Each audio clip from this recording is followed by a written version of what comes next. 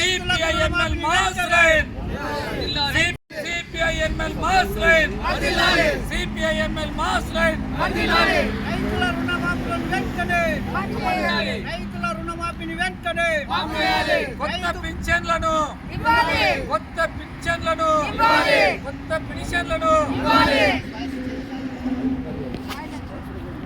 CPIML Praja Pantha party ఆధ్వర్యంలో హైదరాబాద్లోని సుందరయ్య విజ్ఞాన కేంద్రం నుండి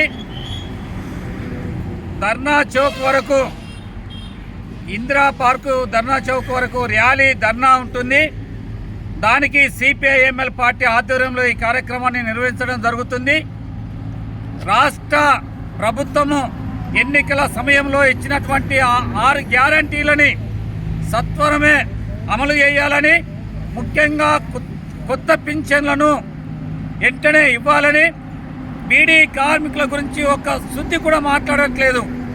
కార్మికులకు అందరికీ పింఛన్లను పెంచి ఇవ్వాలని, కొత్త వారికి పెన్షన్లు ఇవ్వాలని, డబుల్ బెడ్రూమ్లను సొంత స్థలాలుంటే డబుల్ బెడ్రూమ్లు కట్టుకోవటానికి 10 లక్షల రూపాయలు ఇవ్వాలని, ఖాళీ జాగా లేనటువంటి వారికి ప్రభుత్వమే డబుల్ బెడ్రూమ్లు కట్టి ఇవ్వాలని, అదేవిధంగా విద్యార్థులకు ఫీజు రియంబర్మెంటు, అదేవిధంగా స్కాలర్షిప్లు వెంటనే మంజూరు చేయాలని, అదేవిధంగా రైతాంగానికి ఇప్పటికే పంటలు ప్రారంభమైపోయినాయి. ఆ ప్రారంభమైనప్పటికి కూడా ఇప్పటికీ రైతాంగానికి రైతు బంధు పథకం రావట్లేదు. వాటిని వెంటనే ఇవ్వాలని చెప్పి, వ్యవసాయ కార్మికులకు 12,000 రూపాయల కాడికి ఏడాదికి 12,000 రూపాయలు వారికి ఇస్తానని చెప్పి అన్నారు.